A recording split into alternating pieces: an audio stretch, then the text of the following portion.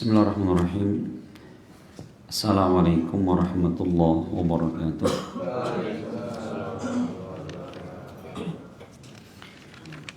Alhamdulillah, wassalatu wassalam ala rasulillah wa ala alihi wa ashabihi wa man walah. Wa ashhadu an la ilaha illallah wahdahu la syarika lah, wa ashhadu anna Muhammadan abduhu wa rasuluh sallallahu alaihi wasallam. Qala Allah subhanahu wa ta'ala, ya ayyuhalladzina amanu taqullaha haqqa tuqatih wa la tamutunna illa wa antum muslimun. Ya ayyuhan nasu taqu rabbakumul ladzi khalaqakum min nafsin wahidah wa khalaqa minha zawjaha وبث منهما رجالا كثيرا ونساء واتقوا الله الذي تساءلون به والأرحام إن الله كان عليكم رقيبا. يا أيها الذين آمنوا اتقوا الله وقولوا قولا سديدا يصلح لكم أعمالكم ويغفر لكم ذنوبكم ومن يطع الله ورسوله faqad faza fawzan 'azima, amma ba'd. Ma'asyiral muslimin wal muslimat, Bapak Ibu, saudara-saudari kaum muslimin dan muslimat rahimani wa rahimakumullah. Alhamdulillah, di pagi yang sangat cerah dan berkah ini kembali Allah Subhanahu wa taala mengumpulkan kita semua di agenda rutin kita, yaitu taklim bersama. Yang kita tahu bahwa kegiatan seperti ini walaupun sangat sederhana, namun memiliki kemuliaan khusus, kemuliaan yang sangat besar di sisi Allah Subhanahu wa taala. Sebagaimana hal ini diterangkan Nabi kita Muhammad sallallahu alaihi wasallam. Beliau pernah bersabda, "Majtama'a qaumun fi baitin min buyutillah yatluna kitaballah wa yatadarasuna fima bainahum illa nazalat alaihimus sakinah wa ghasyiyatuhum rahmah wa haffathumul malaikah wa dzakarahumullahu fi man indah." Tidaklah satu kaum yang mereka berkumpul di salah satu rumah di rumah Allah, ya, dalam rangka apa mereka berkumpul? Yatluna kitaballah, mereka saling membacakan Al-Quran dan saling mengajarkan antara satu dengan yang lainnya. Apa keutamaannya? Satu, kata Rasul, illa nazalat alaihimus sakinah, melainkan akan turun kepada mereka as-sakinah, ketenangan dan ketentraman jiwa. Jadi tenangnya seorang, tentramnya seseorang itu kapan? Ketika kita berada di majelis ilmu. Maka semakin sering kita berada di dalamnya, maka akan semakin tenang hati kita, ya, akan semakin tentram hati kita. Itu yang pertama. Yang kedua, wa ghasyiyatuhum rahmah, dan mereka akan dipenuhi dengan rahmatnya Allah Subhanahu wa taala. Jadi rahmat Allah akan turun di suatu majelis, di perkumpulan orang yang di dalamnya Al-Quran dibacakan, hadis Nabi dibacakan. Yang ketiga, wa haffathumul malaikah, dan para malaikat ikut menyertai orang-orang yang ada di majlis tersebut.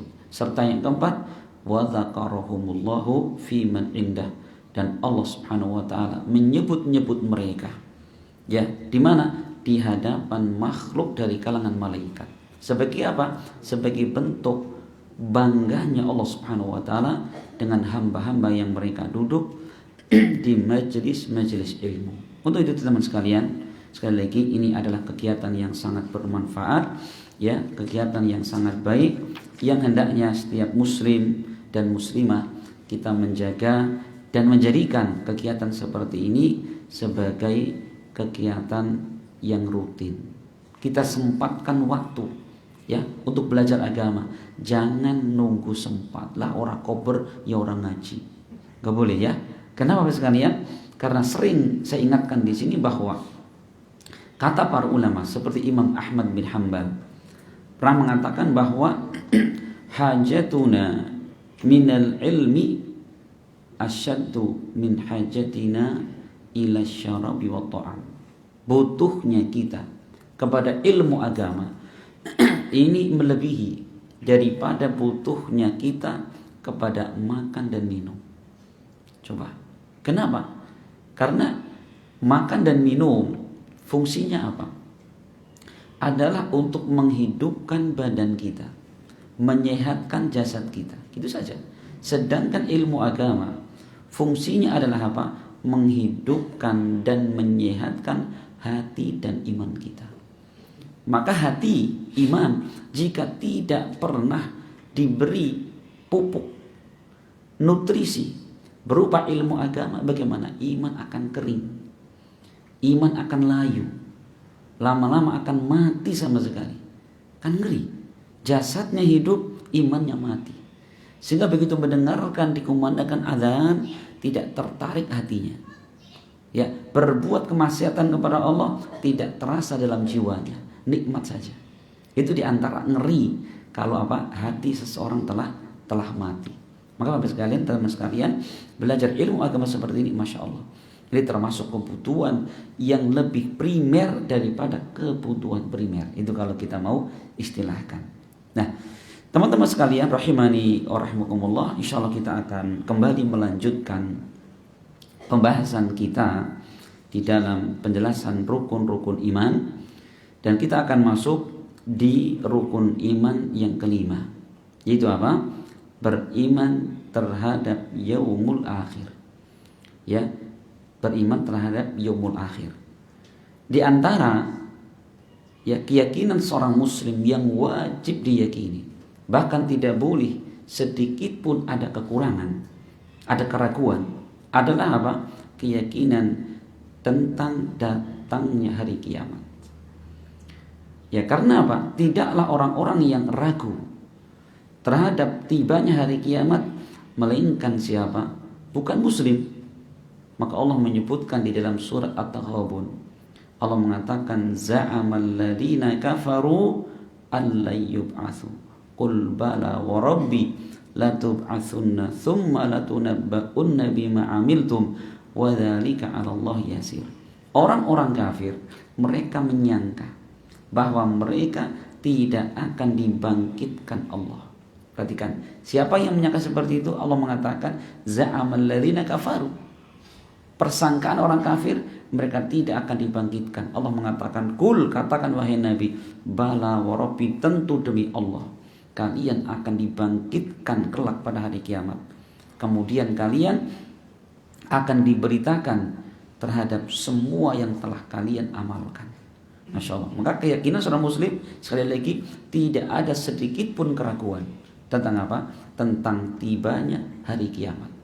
Nah, hari kiamat itu memiliki banyak nama ya, seperti yaumul akhir, seperti yaumul ba'ats, yaumul qiyamah, ya, at-tamatul kubra, itu banyak dalam Al-Qur'an. Al-qari'ah, al-waqi'ah, itu ya, itu semua adalah apa? Menamakan satu hari. Kenapa kok namanya banyak? Karena saking dahsyatnya hari itu dikatakan sebagai at-tamatul kubra, perkara yang besar. Kenapa?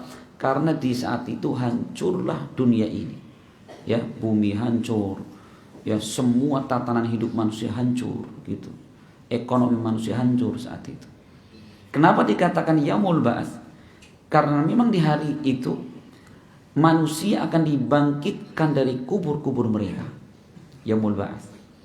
Kenapa dikatakan yaumul hasyr? Karena saat itu manusia digiring, semua digiring. Setelah dibangkitkan dari kuburnya, semua digiring, gitu ya. Nah, ini Bapak sekalian. Nah, maka di dalam Islam Allah dan Rasulnya Shallallahu Alaihi Wasallam ini menyebutkan tentang hari kiamat, ya. Sebagaimana Allah Subhanahu Wa Taala mengatakan, Inna sa'ata la'atiyatun, sesungguhnya hari kiamat pasti akan tiba. Jadi ya, hari kiamat pasti akan tiba. Cuman apa? Yang mengetahui tentang pastinya kapan tiba hari kiamat hanya Allah Subhanahu wa taala. Rasul sallallahu alaihi wasallam saja beliau tidak mengetahui kapan persisnya hari kiamat tiba. Maka suatu ketika Rasul Shallallahu Alaihi Wasallam ini kedatangan malaikat Jibril dalam bentuk manusia. Ini sebagaimana diriwayatkan dalam hadis, diriwayatkan Imam Bukhari, Imam Muslim. Jadi Jibril datang kepada Rasulullah, kemudian apa? Bertanya kepada beliau tentang Islam. Beliau bisa menjelaskan. Kemudian bertanya lagi tentang iman. Beliau menjelaskan tentang rukun-rukunnya. Kemudian ditanya lagi tentang ihsan. Beliau pun bisa menjelaskan. Pertanyaan yang keempat, ya Muhammad fa'akhbirni anisa'ah. Wahai Muhammad, terangkan kepadaku tentang hari kiamat, kapan tibanya. Apa kata Rasul? Rasul mengatakan, mal mas'ulu anha bi'a'lama minasail. Tidaklah yang ditanya lebih mengetahui daripada yang bertanya. Maksudnya apa? Rasul tidak tahu saat itu tentang kapan tibanya hari kiamat. Kemudian kata Jibril, fa'akhbirni an amaratiha. Ya sudah, kalau kamu nggak tahu kapan tibanya, tolong terangkan kepadaku tentang ciri-ciri, tentang tanda-tanda hari kiamat. Maka kiamat itu akan tiba apa? Sebelum tibanya Allah Subhanahu wa taala akan apa? Mendatangkan tanda-tandanya. Maka insya Allah pembahasan kita teman sekalian adalah membahas tentang apa? Tentang tanda-tanda hari kiamat. Para ulama ketika menjelaskan bahwa tanda hari kiamat setidaknya terbagi menjadi dua. Ada tanda kecil dan ada tanda besar. Kalau tanda kecil itu apa? Itu banyak sekali dan itu sudah terjadi dari zaman dahulu. Apa di antara tanda yang kecil itu? Yang pertama adalah apa? Diutusnya Nabi Muhammad SAW. Jadi begitu Rasul diutus, sudah ini dekat hari kiamat. Ya sebagaimana Rasul pernah bersabda dalam sebuah hadis yang diriwayatkan Imam Bukhari dan Imam Muslim. Rasul pernah mengatakan, bu'istu ana was-sa'ah kahataini. Aku diutus Allah Subhanahu wa taala dengan tibanya hari kiamat seperti ini. Beliau menunjuk, memberi isyarat dengan jari tengah dan jari telunjuk, sangat dekat. Makanya orang tahu, pokoknya kalau Nabi yang ini sudah datang, dekat hari kiamat. Gitu ya. Ini yang pertama. Kemudian ciri atau tanda yang kedua, yaitu apa? Yaitu telah terbelahnya bulan. Jadi Allah Subhanahu wa taala pernah berfirman di dalam surat Al-Qamar ayat pertama. Ya, dalam Al-Qamar Allah mengatakan, Bismillahirrahmanirrahim, iqtarabatis sa'atu wansyaqqal qamar. Sungguh sudah sangat dekat hari kiamat dan terbelahlah bulan. Apa maksudnya? Apa makna terbelah bulan? Disebutkan para ulama seperti Al-Imam Ibnu Katsir dalam tafsirnya, yaitu tatkala Nabi SAW beliau berdakwah di kota Mekah, ya, mengingatkan manusia tentang Allah, mengajak manusia untuk beriman kepadanya. Namun yang terjadi adalah apa? Adalah pembangkangan. Dan di antara ucapan orang musyrik, ya Muhammad, kalau kamu betul-betul seorang nabi utusan Allah, buktikan kehebatanmu. Apa kata Rasulullah? Coba itu udah bulan kamu belah itu. Rasul mengatakan, apakah andaikan dengan izin Allah aku bisa membelah bulan, kalian akan beriman? Kata mereka, tentu, mesti tenang Nabi Muhammad, saya beriman gitu. Kemudian apa? Rasul SAW beliau mengisyaratkan tangannya ke arah bulan. Apa yang terjadi? Bulan terbelah di saat itu. Ya, dan kejadian itu bukan hanya dilihat penduduk Mekah saat itu. Tapi apakah mereka beriman? Tidak. Mereka mengatakan, kami belum terlalu yakin ya Muhammad, kecuali kami tanya dulu. Coba besok kalau ada pedagang dari Syam, dari Yaman, kami tanyakan kepada mereka. Datang orang-orang Yaman, Mas, apa benar kemarin malam lihat bulan terbelah? Iya benar. Satu di sini, satu di sini. Kurang kuat lah, kurang valid beritanya. Coba besok orang dari Syam datang lagi, ditanya, betul, melihat semuanya. Tapi apa? Dasar hatinya sudah membatu. Bagaimana? Walaupun dengan ayat yang sangat besar tadi, dengan bukti yang sangat nyata pun belum beriman kepada Allah Subhanahu wa taala. Gitu ya. Ini telah apa? Terjadi dulu di zaman Nabi. Kemudian ciri yang ketiga yaitu apa? Yaitu akan keluar api yang sangat besar. Itu di daerah Hijaz. Ya, di mana Hijaz? Makkah dan Madinah. Kata Imam Nawawi, ya, beliau pernah bercerita itu terjadi sekitar tahun 565-an Hijriah. Itu di kota Madinah pernah ada api yang sangat besar itu. Ya, maka Rasul pernah mengatakan dalam hadisnya diriwayatkan Bukhari Muslim, la taqumu sa'atu hatta takhruja narun min ardil Hijaz tudhi'u a'naqal ibil. Ya, Rasul mengatakan tidak akan datang hari kiamat sampai apa? Akan keluar api di tanah Hijaz. Yang kemudian api ini bisa apa? Saking tingginya, saking besarnya api ini akan menerangi punuk-punuk unta. Ya, saking besarnya. Ya, Masya Allah. Dan kata Imam Nawawi itu pernah terjadi sekitar tahun 565-an Hijriah. Insya Allah ya, dan orang ketakutan saat itu. Sudah. Ya, maka ya itulah di antara ciri hari kiamat. Kemudian yang berikutnya Bapak sekalian, di antara ciri hari kiamat adalah apa? Yaitu berkurangnya ilmu agama, banyaknya kebodohan, banyaknya perzinahan. Intinya apa? Banyak kemaksiatan. Sebagaimana hal ini diterangkan Nabi kita Muhammad SAW dalam hadis diriwayatkan Bukhari Muslim. Beliau mengatakan, inna min asyrati sa'ah, sesungguhnya di antara tanda-tanda dekatnya hari kiamat. Apa yang pertama? Ayyurfa'al ilmu wa yakthurul jahlu, yaitu diangkatnya ilmu. Ilmu apa? Ilmu agama. Terus apa yang dimaksudkan dengan diangkatnya ilmu? Ilmu hilang. Apa tiba-tiba? Tidak. Allah Subhanahu wa taala ketika menginginkan ilmu itu dicabut dengan cara apa? Dengan cara mewafatkan ulama. Ahli ilmu yang betul-betul ahli berkurang.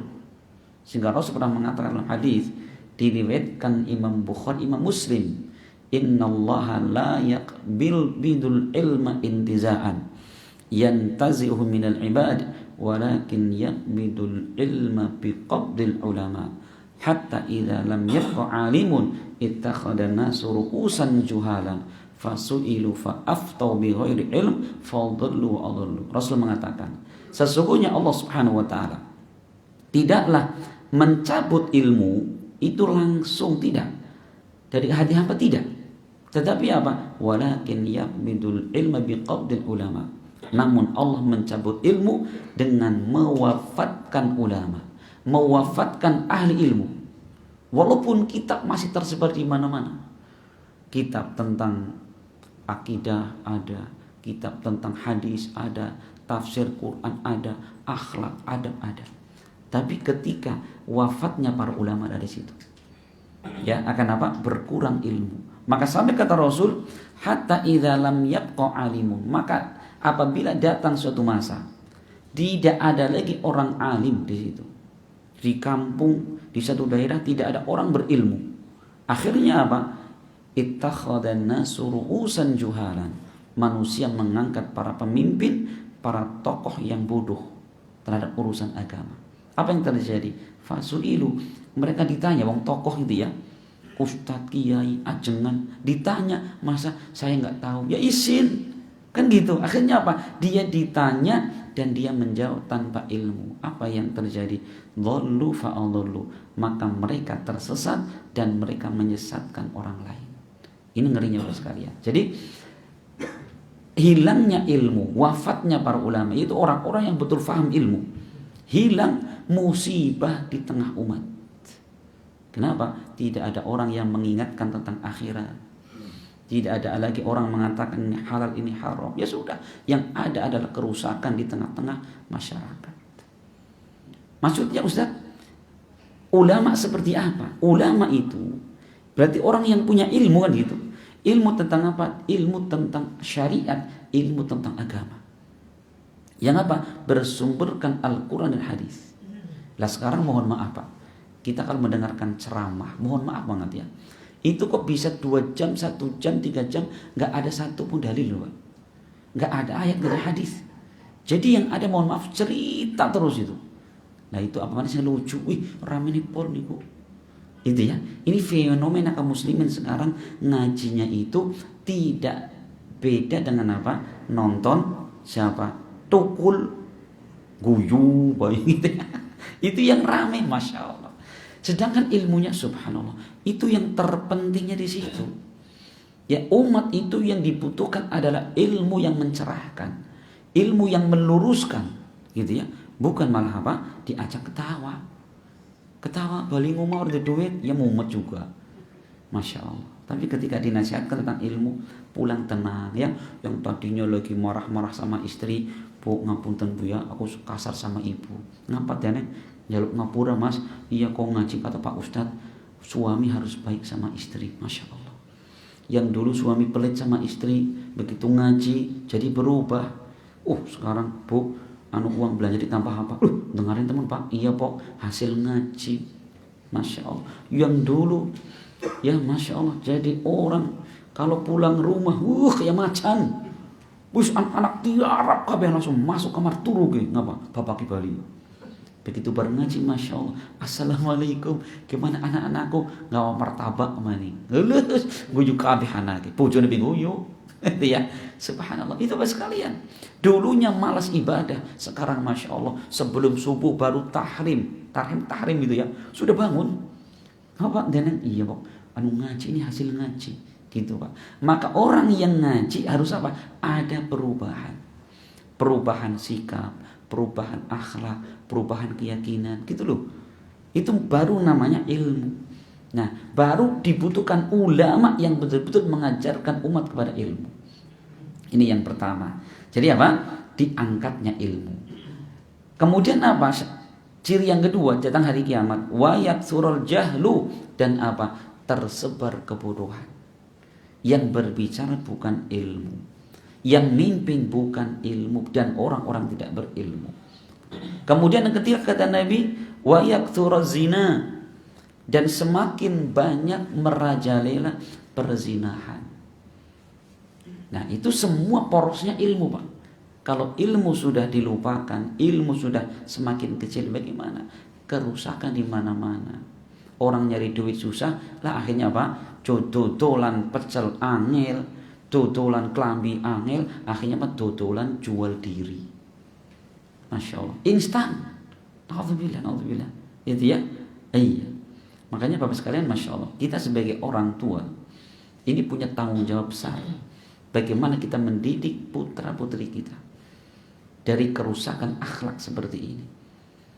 Kadang-kadang saya aneh Bapak sekalian, sebagian kaum muslimin ketika baru beli ayam jago Pak, jago nggih, harga pira 90.000, calon jago super, Masya Allah ya.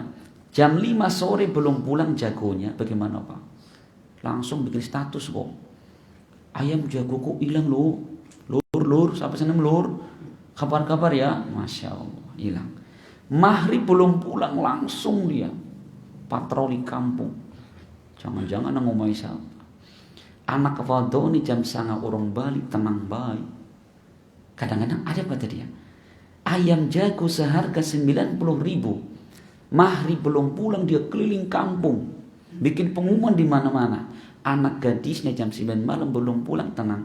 Bu, mana anak ibu? Malah orang ditakoni. Kue balik bengi jam bira, jam 12 bengi ya wis. Masya Allah. Ini apakah kemudian ayam jago lebih berharga dari anak gadisnya? Kan gitu Pak. Ini renungan lah ya. Renungan kadang-kadang subhanallah. Ini orang tua ini keliru nanti. Di hari kiamat berat sekali. Bertanggungjawab di hadapan Allah Subhanahu wa taala. Ini yang memunculkan banyaknya perzinahan. Kenapa? Minimnya pendidikan agama dari orang tua. Kemudian, ya ciri yang berikutnya, hari kiamat sudah dekat. Wasyuribal khamr, dan khamar sudah apa? Mulai banyak untuk apa? Dikonsumsi, diminum. Sudah. Ini kalau sudah banyak orang mabuk bagaimana? Lah orang mabuk apa mau sholat? Ya susah Pak. Orang mabuk apa bisa mungkin sayang kepada anak istri? Ya tidak. Kenapa? Orang yang sudah mabuk rusak akalnya. Sifat kemanusiaannya ya terus berkurang, terkikis, bahkan habis sama sekali. Apa terjadinya? Manusia fisiknya cuman apa? Sifat-sifatnya hewani. Makanya banyak. Ada, naudzubillah ya, suami bisa tega bunuh istrinya. Seorang bapak memperkosa anaknya sendiri. Iya kan? Itu kan subhanallah sekalian.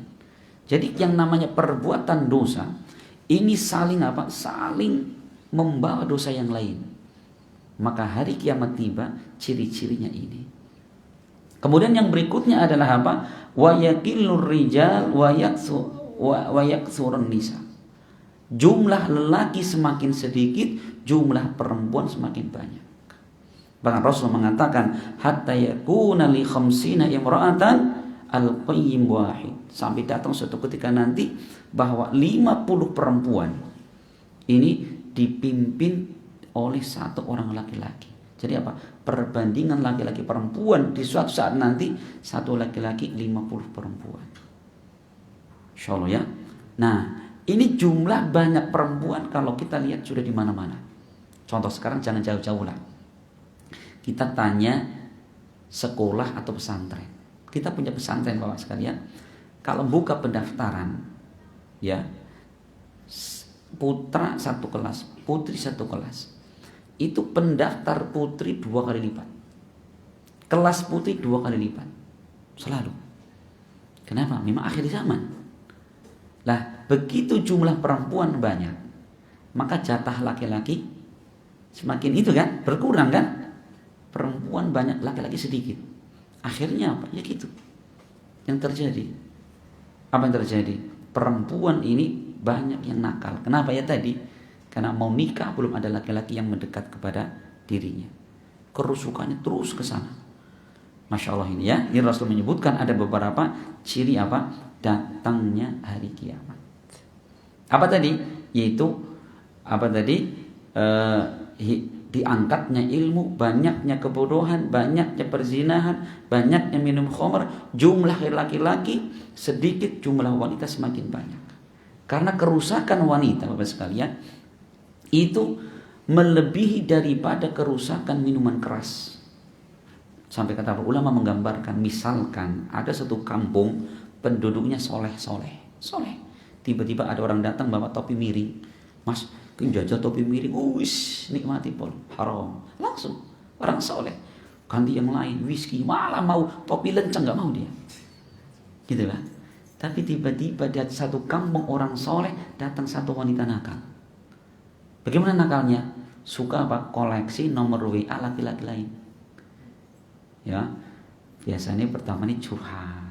Mas, apalagi ini Ustadz Kiai. Ustadz saya mau curhat ya. Hati-hati. Saya kalau lagi ada masalah sama orang gimana? Wah saya perlu loh pendamping hidup yang selalu melindungi. Ustadznya langsung berbunga-bunga. Ustadz saya kena. Ya. Apalagi wanita nakal ini nanti keliling kampung dengan pakaian yang apa tidak menutup auratnya. Mau ke masjid, hari pertama nutup, hari kedua tutup separuh. Sholat bukan khusyuk, tapi ingat yang wanita tadi. Subhanallah. Maka kerusakan wanita itu luar biasa. Berapa banyak disebabkan karena ulah wanita ini keluarga berantakan. Coba jenengan Pak, jenengan punya istri kalau mungkin masih bulan madu, di dunia istriku tercantik. Tapi begitu sudah punya anak 3, elek teman bojoku.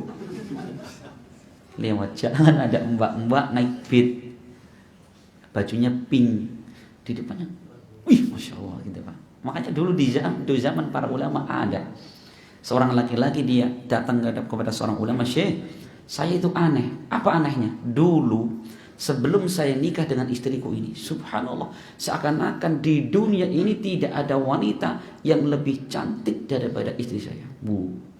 Begitu sudah nikah, Apa yang terjadi? Oh, ternyata di dunia banyak juga wanita yang kayak istri saya. Lama lagi punya anak sudah banyak. Ternyata istri saya jelek sekali. Sampai akhirnya, ya Syekh, saya punya pandangan bahwa istri saya adalah wanita terburuk di dunia ini. Dari tercantik sampai terburuk jajal. Kebalikan gitu. Apa kata Syekh? Yang salah bukan siapa-siapa, yang salah adalah matamu. Kenapa? Karena kita tidak menundukkan pandangan. Iya Pak, kita tidak menundukkan pandangan, itu masalahnya. Karena apa? Kalau kita menundukkan pandangan, usahakan melihat hanya apa yang Allah halalkan. Masya Allah, kita pulang kerja, istriku seperti bidadari, walaupun bau terasi. Kan habisnya ambil bau terasi nggak apa-apa, seperti bidadari. Tapi kalau kemudian mata kita keranjang dan jelalatan, ya selamat tinggal, akan merasakan istri kita seperti wanita terjelek. Gitu Pak. Kuncinya di situ, ya. Kuncinya bagaimana kita itu bersyukur atas apa yang Allah berikan kepada kita. Jangan melihat apa yang Allah tidak halalkan, gitu Pak. Masya Allah ya. Ini hati-hati. Makanya kerusakan wanita luar biasa. Ya, satu wanita rusak ini bisa merusak keluarga. Keluarga kalau sudah rusak, siapa korbannya? Misalkan ini keluarga punya anak 3, Masya Allah damai. Punya anak 4, anak 5, Masya Allah bahagia. Gak ada masalah. Tiba-tiba datang sosok wanita, ya, apa dia deketi suaminya si ibu ini. Akhirnya apa? Lah ini ada wanita belum dikenal. Kan dalam pandangannya ini wanita sempurna, ngomongnya lembut, gitu ya, pokoknya perhatian tulus. Lah istrinya kadang-kadang lihat-lihat pulang kerja rambutnya amburadul. Kenapa? Habis ngelonin anaknya. Datang lagi pulang dari masjid, istrinya kenapa? Bau tadi, bau berambang, langsung kekaruan itu. Itu ya, belum mandi lagi misalkan. Begitu setiap ketemu di luar sudah dandan, pakai lipstik, harumnya luar biasa. Hari lavender, besok aroma melati, besok apa jeruk, semacam-macam. Bojone berambang, bawang, terasi gitu. Coba sekalian. Akhirnya apa? Naudzubillah, si lelaki ini dia apa? Kelain hati. Terjadilah apa? Huru-hara dalam keluarga, perceraian. Anak-anaknya kemana? Terlantar anak-anaknya. Mau ikut ibu tiri, takut digalakin, ibu sendiri nggak punya nafkah. Subhanallah. Itu ya, itu ngerinya apa? Fitnah wanita. Nah itu. Ini tanda yang keberapa? Tanda yang keempat. Masya Allah. Kemudian Bapak sekalian, tanda yang berikutnya, tanda keempat tadi ya. Tanda yang kelima, yaitu akan keluarnya para dajjalun, para pendusta, yang semua mereka mengaku sebagai nabi. Ini, pokoknya kalau sudah datang satu zaman, orang-orang mengaku sebagai nabi, itulah ciri hari kiamat sudah dekat. Hal ini berdasarkan sabda Nabi SAW yang diriwayatkan al-Imam Abu Dawud. Rasul mengatakan, wa annahu sayakunu fi ummati thalathuna kadzabun kulluhum yaz'umuna annahu nabiyyun. Akan ada di kalangan umatku 30 para pendusta yang setiap mereka meyakini atau mengakui dirinya sebagai nabi. Sudah ada, sudah. Itu dari zaman Nabi. Ya, ada Musailamah al-Kadzab. Gitu ya. Sampai zaman kita pun ada. Ya, maka keyakinan seorang muslim bahwa setelah diutusnya Nabi Muhammad SAW tidak ada nabi lagi. Makanya kalau akidah ini kita kuatkan, ada orang datang bawa ajaran katanya nabi baru. Dulu ada di Bogor ya, ada orang namanya Michael Muhdas. Coba Nabi Michael, orang nyambung ya. Iya, Muhdas. Dia dapat wahyu di Gunung Bunder katanya. Gitu ya. Ya kalau nama Nabi Muhammad, Sulaiman, Ismail kan mungkin lah. Namanya Michael Muhdas loh. Gitu ya. Ada pengikutnya, ada. Gitu. Makanya kenapa terjadi seperti itu? Ada pengikut karena dangkal dan lemahnya ilmu dan keyakinan seorang muslim. Gitu ya. Itu ada. Nah, dan nanti yang paling besarnya adalah apa? Dajjal yang asli. Nanti insya Allah kita jelaskan tentang apa? Ciri hari kiamat besar, yaitu munculnya Dajjal.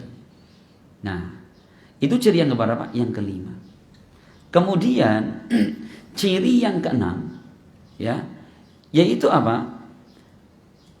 Yaitu banyaknya terjadi gempa bumi. Sekarang pernah belum Pak gempa bumi? Saya tidak tahu, di HP saya itu setiap hari selalu ada berita gempa. Itu nggak tahu dari mana pemberitahuan itu ya. Itu terjadi gempa 5,6, 6,9, hampir setiap hari ada. Ini potensi tsunami, ini tidak berpotensi tsunami. Coba, saya nggak tahu kalau HP saya kok ada terus itu. Lagi ngajar tiba-tiba telah terjadi gempa kekuatan sekian. Setiap hari hampir itu. Ternyata Rasul pernah mengatakan dalam hadis yang diriwayatkan Imam Bukhari. Beliau mengatakan la taqumu sa'atu hatta yuqbadal ilmu wa yaksuraz zalazil. Tidak akan datang hari kiamat sampai ilmu itu diangkat dan apa? Dan banyaknya gempa bumi. Masya Allah, dan banyaknya gempa bumi. Perhatikan ini. Dan kita merasakan luar biasa. Ya. Dari tahun ke tahun, bukan tahun ke tahun, setiap bulan. Kemarin terakhir mana itu yang gede di Bantul ya, di Jogja. Sebelumnya, Masya Allah, di mana-mana itu. Coba Pak sekalian, harusnya pengetahuan seperti ini harus apa? Menjadikan kita berwaspada dan hati-hati. Kenapa? Hari kiamat sudah sangat dekat sekali. Jadi ya, harusnya apa? Kita mempersiapkan diri untuk menghadapi hari kiamat itu sendiri. Ini ya. Nah ini ada beberapa Bapak sekalian yang dinamakan sebagai apa? Sebagai tanda kiamat sughra atau kiamat kecil. Nah, dan di sana ada tanda-tanda yang besar. Ada tanda-tanda yang besar. Ada berapa tanda besar itu? Jadi kalau sudah tanda besar sudah datang, itu sudah sangat dekat sekali hari kiamat. Jika salah satu tanda datang, maka tanda-tanda berikutnya akan mengikutinya dengan cepat. Apa di antara tanda itu? Rasul menyebutkan dalam hadis diriwayatkan Imam Muslim, ada 10 tanda besar. Ya, ini akan kita alami, akan dialami manusia. Rasul mengatakan, "Inna sa'ata la takunu hatta takuna asyru ayat." Ya, sesungguhnya hari kiamat tidak akan datang sampai apa? Terjadi 10 tanda. Apa yang pertama? Khasfun bil masyriq wa khasfun bil maghrib. Yang pertama adalah penenggelaman di timur dan penenggelaman di arah barat, ya, wa khasfun fi jaziratil Arab, dan akan terjadi penenggelaman di jazirah Arab. Apa penenggelaman? Yaitu manusia yang Allah tenggelamkan ke dalam bumi. Sudah ada? Sudah.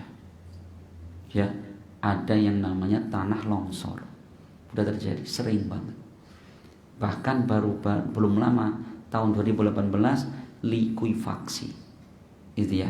Mungkin itu kejadian pertama di Indonesia yang paling besar di Palu.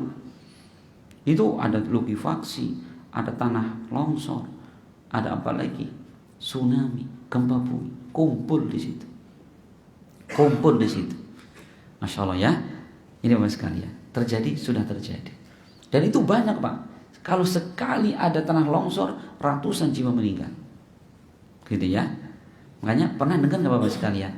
Dulu di Dieng, daerah Banjarnegara, ada namanya Dusun Legetang. Gitu ya. Ini terjadi tahun berapa? Tahun 40 atau 50 lah. Saya lupa itu. Saya pernah datang ke tempat itu. Dan saya bertemu dengan penduduk orang situ. Yang saat itu masih kecil. Gitu ya. Jadi beliau cerita bahwa di kampung ini itu dusun ya, satu dusun itu. Itu memang subhanallah. Itu yang namanya kesyirikan, yang namanya kemaksiatan sudah merajalela.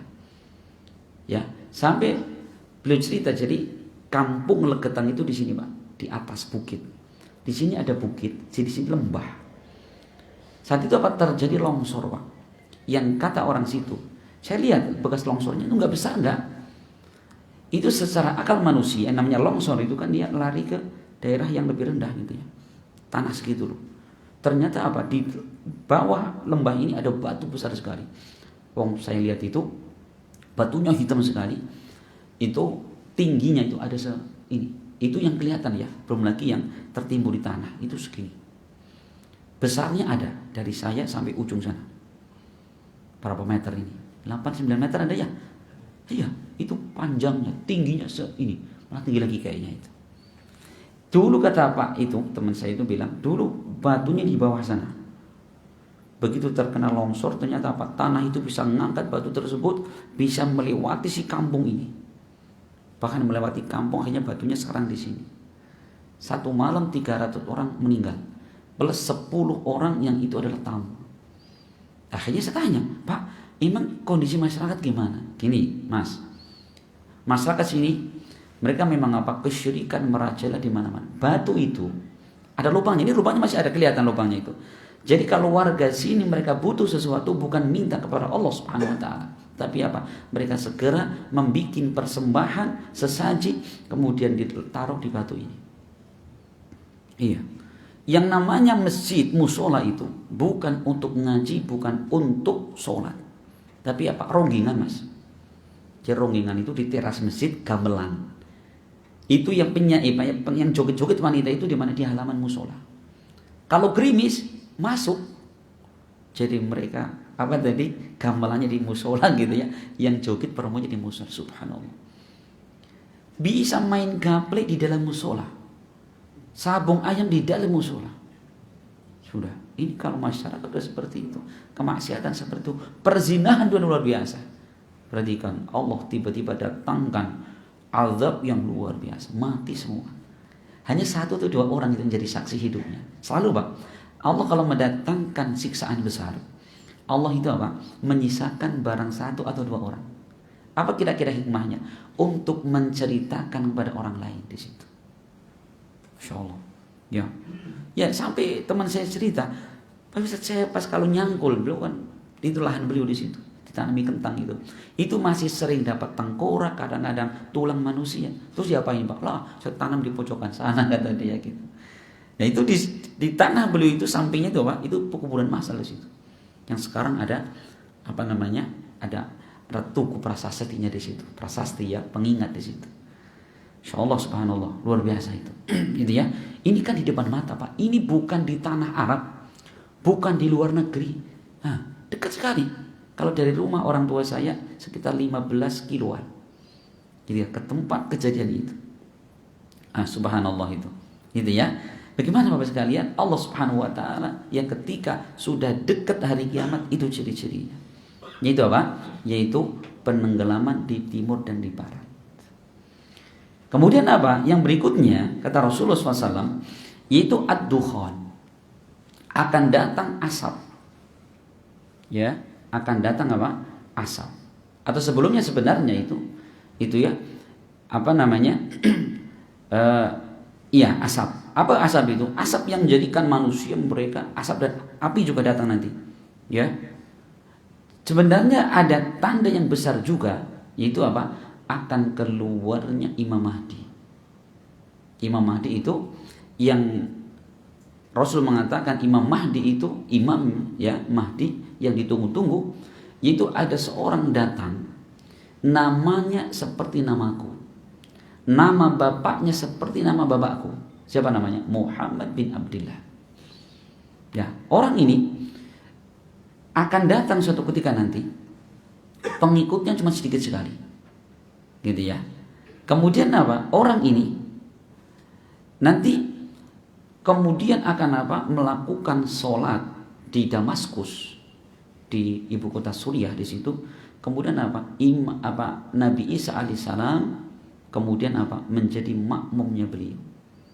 Gitu nanti ya kita akan ceritakan Bapak sekalian tentang ciri-ciri besar datangnya hari kiamat. Nanti akan datang Dajjal, kemudian datang Nabi Isa alaihissalam, nah kemudian datang Ya'juj dan Ma'juj, ya kemudian akan datang api. Nah nanti akan datang api yang datang dari Yaman, dari daerah Aden. Kemudian api ini akan giring manusia sehingga apa? Semua mereka kumpul di daerah Irak. Ya, nanti Bapak sekalian, insya Allah kita akan jelaskan di pertemuan yang akan datang biiznillah. Ya, biar apa? Biar kita tahu ternyata subhanallah bahaya hari kiamat sudah mengintai kita semua ini. Makanya apa? Kita jangan santai-santai, jangan tenang-tenang, tapi apa? Hendaknya kita persiapan dengan ilmu, dengan amal soleh. Ini Bapak sekalian, masih ada waktu sekitar 3 atau 4 menit ke depan. Barangkali ada disampaikan atau ditanyakan, maka dipersilahkan. Barangkali ada. Gak ada Pak ya? Gak ada? Kalau tidak ada maka alhamdulillah kita cukupkan sampai di sini. Semoga bermanfaat dan semoga ilmu yang kita pelajari adalah ilmu yang semakin menguatkan iman dan ketakwaan kita kepada Allah Subhanahu wa taala. Semoga Allah Subhanahu wa taala menerima segala amal soleh kita, mengampunkan segala dosa dan khilaf kita, serta semoga Allah Subhanahu wa taala menetapkan kita di atas Islam sampai kita bertemu dengannya. Amin ya rabbal alamin. Subhanakallahumma bihamdik asyhadu an la ilaha illa anta astaghfiruka wa atubu ilaik. Assalamualaikum warahmatullahi wabarakatuh.